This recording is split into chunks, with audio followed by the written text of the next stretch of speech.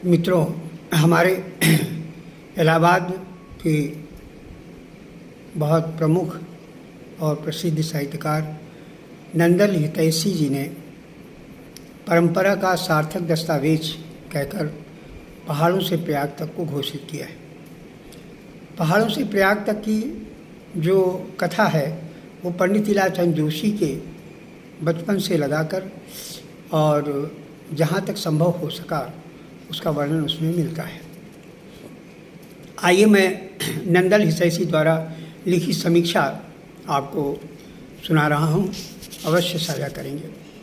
कोई भी रचनाकार शिखर पुरुष या व्यक्तित्व जब खुद ही इतिहास बन जाता है तो तब उसके कृतित्व और व्यक्तित्व पर कुछ लिखना महत्वपूर्ण भी होता है और मुश्किल भी।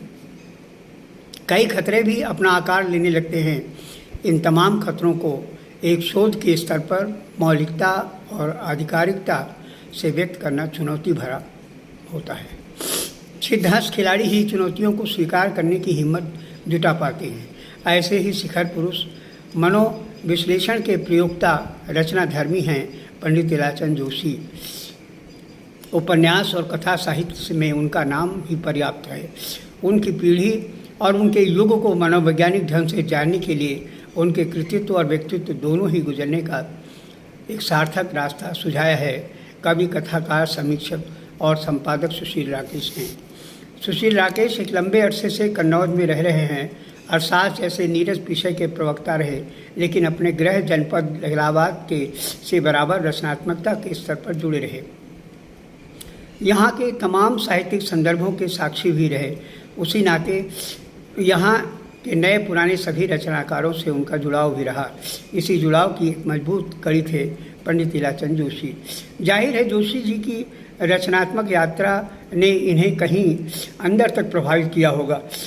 जोशी जी पर केंद्रित इस संदर्भित पुस्तक को राकेश जी ने संपादित किया, बल्कि पूरी पुस्तक के एकल लेखक थे। सामान्य तौर पर ऐसी शीर्ष पुरुषों पर लोग लेख या संस्मरण आदि आमंत्रित करके संपादक की भूमिका निभाते हैं, परंतु यहाँ एक परंपरा का निर्वहन होता है। जिस विश्लेषण ढंग से चर्चा की गई है वह संपादक में उभर कर नहीं आ सकती। अपने संपादकीय अनुभव और प्रतिभा का साक्षात्कार उपयोग करते हुए सुशील राकेश ने शीर्षकों के अंतर्गत लीलाचंद जोशी के लगभग समग्र संदर्भों का विवेचन किया है। उनका ये परिणाम उनकी शोध परक दृष्टि के नाते आधिकारिक होता गया है। उनकी यह आधिकारिकता जोशी जी के साथ लंबे जुड़ाव के साथ बार बार की मुलाकात और अनुभव के कारण है। जोशी जी के साथ को समझने, सुनने, सुनाने और विश्लेषण की प्रवृत्ति के कारण रही। किसी भी कृति या कृतिकार को समझने के लिए सब जरूरी तत्व होते हैं। पंडित लीलाचंद जोशी इस ग्रंथ में स्वतः स्वीकार करते हैं, मुझे इस बात का गर्व है कि मैं हिमालय का बेटा हूँ।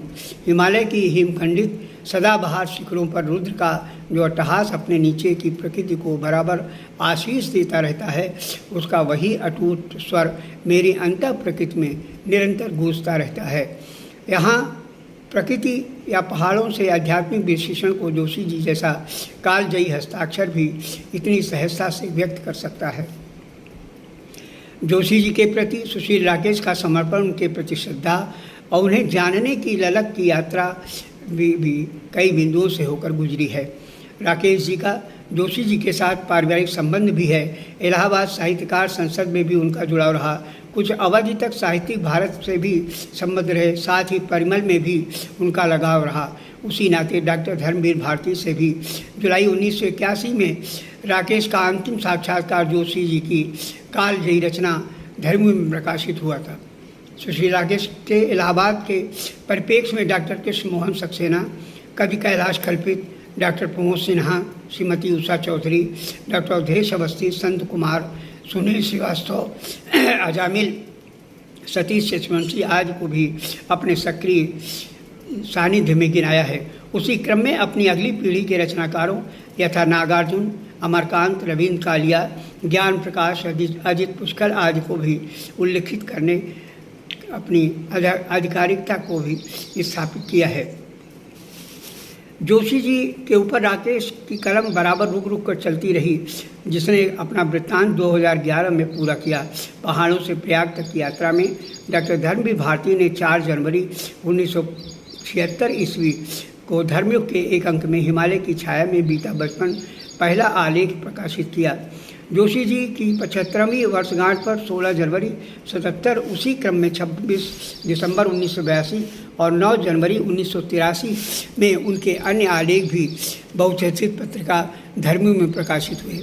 हिंदुस्तानी एकेडमी इलाहाबाद की शोध पत्रिका हिंदुस्तानी के तत्कालीन अध्यक्ष एवं संपादक श्री हरिमोहन मालवीय जी ने इलाचंद जोशी विशेषांक में सुशील राकेश का एक आलेख भी प्रकाशित किया, जो शोधार्थियों के लिए आज भी मार्गदर्शक है।